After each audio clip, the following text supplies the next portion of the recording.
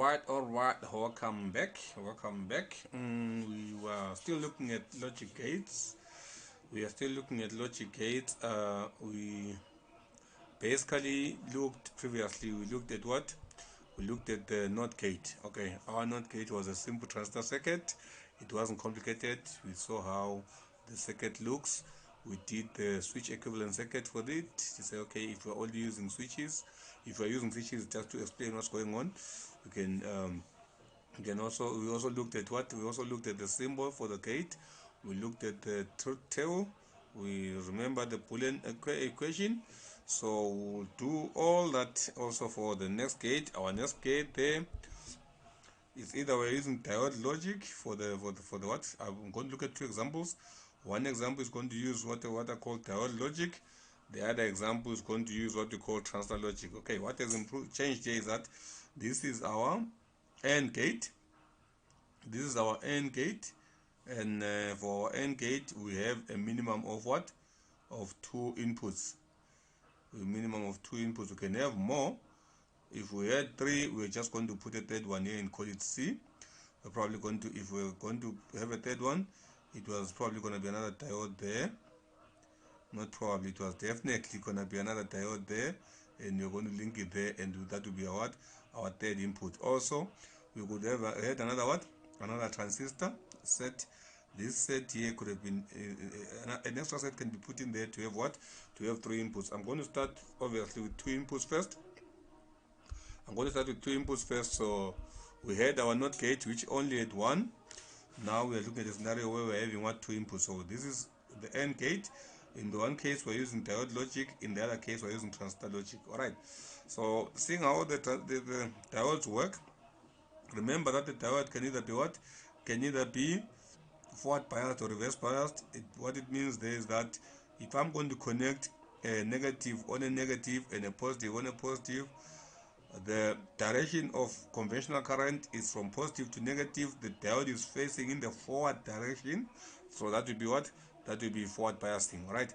If I however have a positive on a negative, if I connect positive on the negative side, and I connect or what you call the cathode side, if I connect a positive on the cathode and the negative on the anode, what we then have is we've got the direction of current for our source on the diode is from positive to negative, yet the diode is facing in the opposite direction, in the reverse direction, so that is called reverse bias. All right, you know that we should have our basics when we do these things. So we know that our diode does not conduct in what? In reverse bias. It conducts only in what? In the forward bias condition. All right, so if we remember those basics there, will do well to then understand how you will see how easy the circuit gets.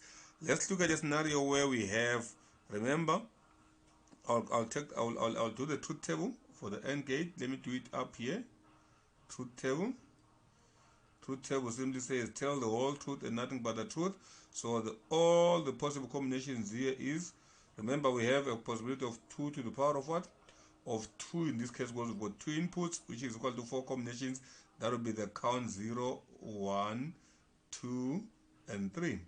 So our count there is 0, 0 in binary.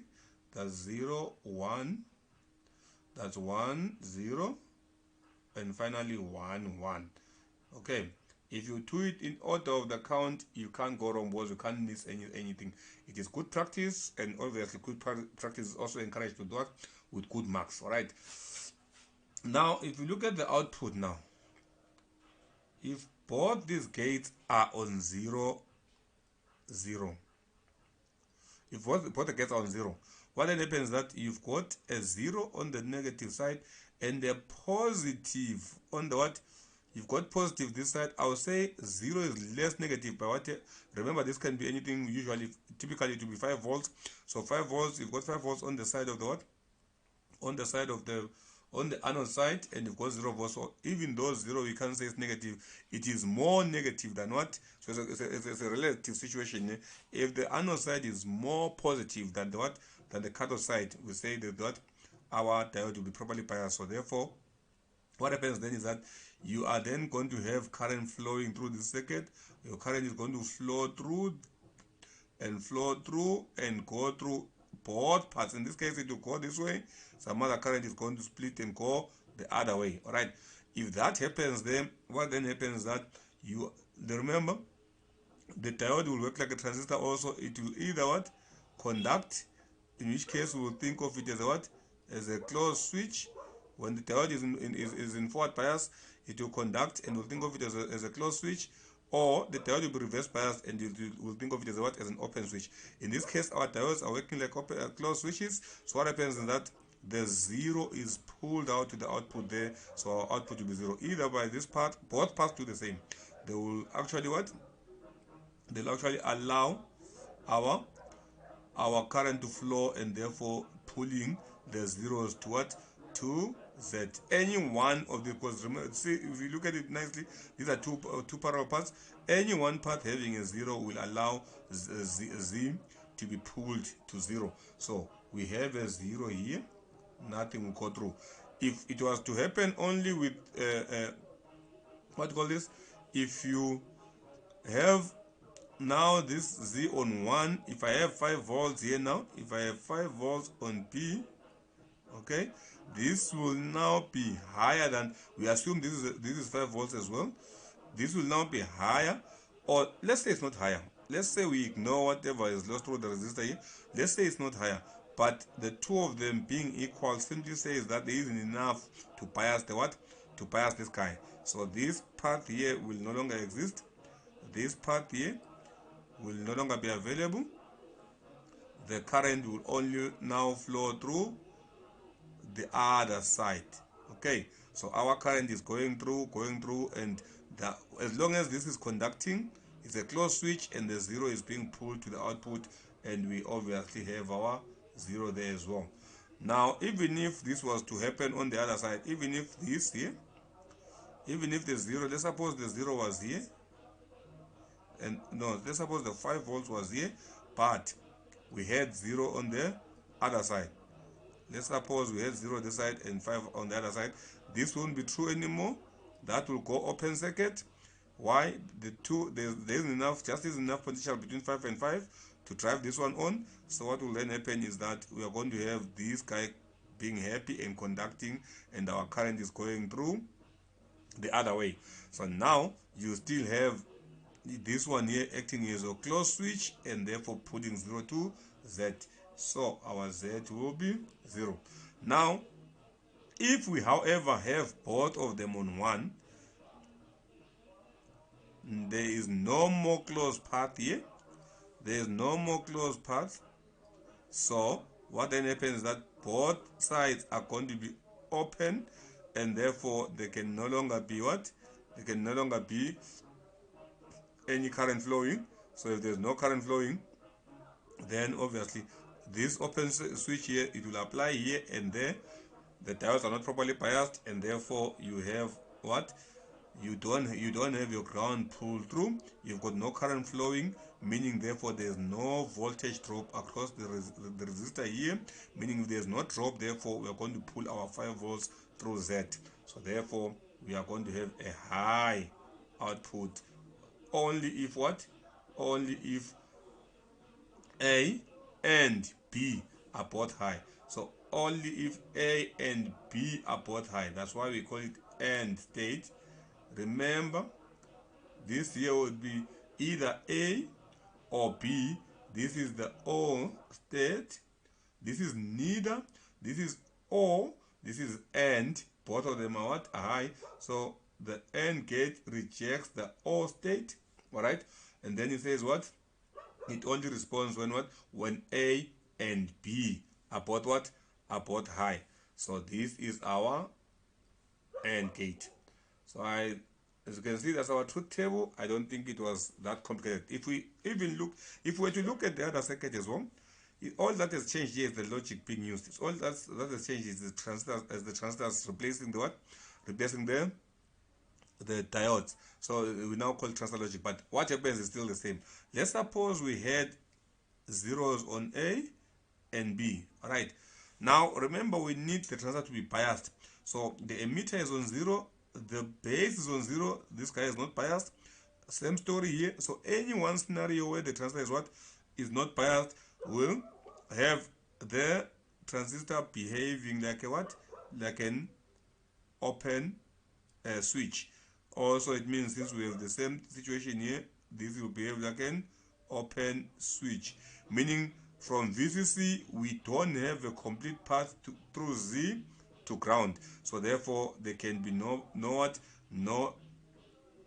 nothing here. There can be nothing here because if current doesn't flow, we can't have a voltage drop across what?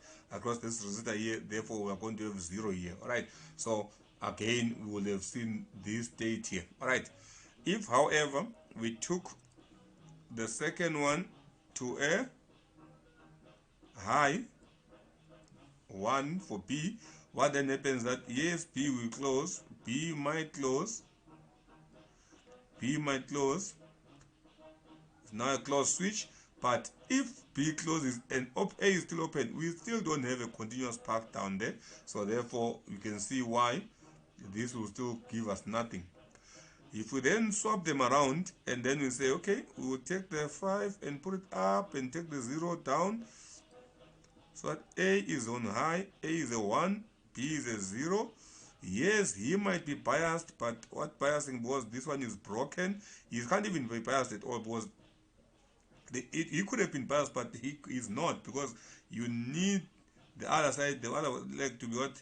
This one to be on 0. But it's not on 0. This is an open circuit, so there isn't even a full connection here, because this is not biased, therefore this is open circuit. It's no longer true to say our switch here is open circuit. In fact, in this case, none of them is even close, because even him, for him to think it's not sufficient to have 5 volts here, you must have this one grounded. This breaks the line, so there's no ground even coming there. So our power is what? We can see that we are not going to have what? The output is going to be 0. Now, if we then close both of them, if we then close the 2 and we put them on high, what then happens that you have ground here. If you have ground here, so this guy is biased, it turns on. When it turns on, it becomes a what? A switch, a closed switch. Okay. Now also here, now you will pull this down. That means now this is negative, so this guy becomes biased as well. So it becomes a closed switch as well. As a closed switch, what do you see now? You've got VCC passing through a closed switch, passing through another closed switch, so you've got current flowing. Now a voltage drop will develop here. In any event, you can see that you would have pulled your VCC to Z, but in any event, current flowing through here, according to Ohm's law, we are going to have what? A voltage drop developing here, which is going to be measured at our output. Therefore, our output is no longer going to be 0, it's now going to be a high. You can see that the 2 circuits literally do the same thing. All right, the 2 circuits do the same thing. What do we need, however? We need what we call a what? We need to show the symbol for the gate.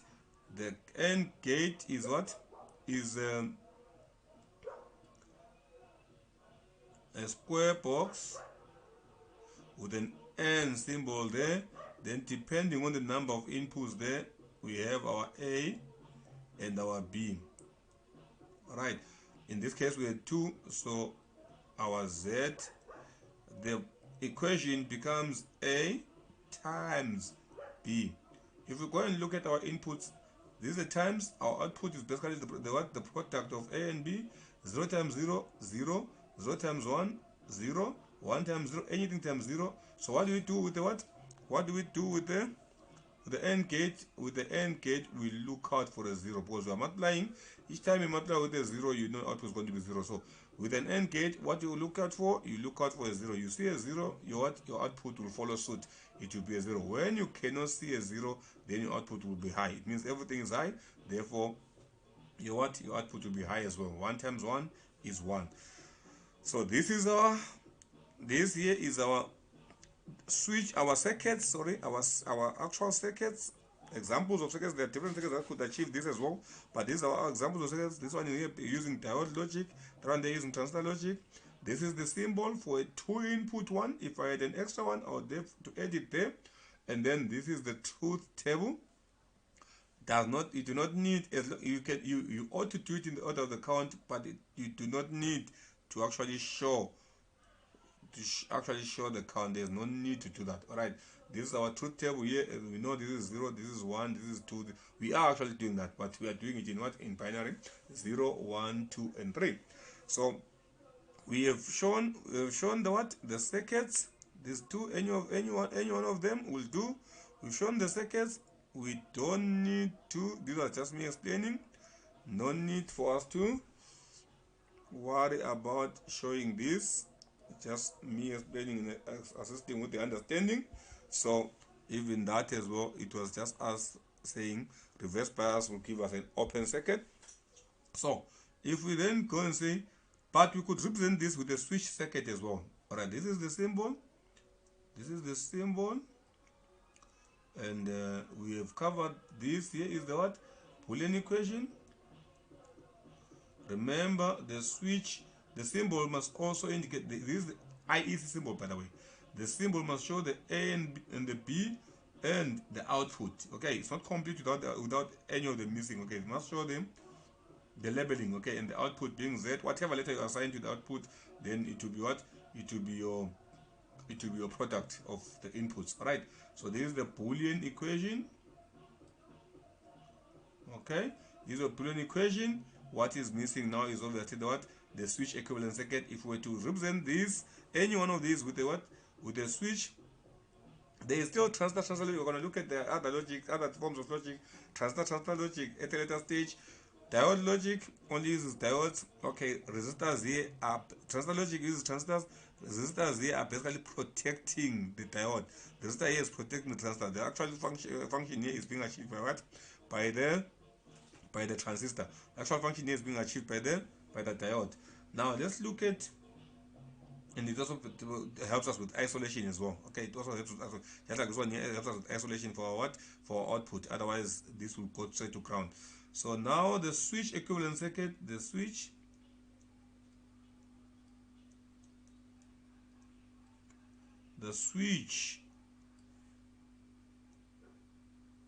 equivalent circuit, I'll just use EQ going forward.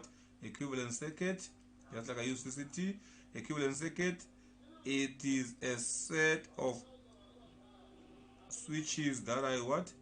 That are in series. Okay, you can see that if power was trying to come through here, if I close A and B, this being our A, that being our B, if I close both A and B, then you can see that this is what? This will be a closed circuit. So our power will be able to pass through. Then we'll have to indicate our load, the light as our output. We're using the light as our output. It could be a resistor RL, still fine. So this here will be our output Z. In this case, we've been naming them Z. So this will be our Z. So you can see now, if I close, if any of them is broken, that's why we look out for a 0. If any of these, if any of the switches is open, there's no way you're going to have an output. Only if A and B, if we're the third one, if it was 3 input or 4 input, whatever. Let's suppose we're the 4 input, all it will be is 4 switches in series.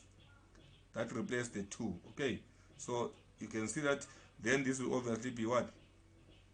2 to the power of 4 combinations, which is 16 combinations, which is 16 combinations. Now that will be the count 0 up to 15. Okay, so you need to use 4 bits, A, B, C, and D. This will be A, B, C, and D. So it's a typical test or exam question to say how many combinations are possible for what? For a number, for a given number of what? Of inputs. So in this case we had 2, so we're able to do 1, 2, 3, 4, which comes from 2 to the power of 2, the number of inputs. So I hope this was not as complex as some people would like to think. So in the next session, I'm going to look at the same gates, but I don't necessarily come back to the 2 gates. I might use any one. So in the next session, I might probably look at the same gates, but probably a combination of this and the what? And the NOT gate in what is going to be called the NOT and the NAND circuit. So I hope that was not difficult. I hope I did not complicate matters. I hope my work was clear enough. I hope it was beautiful.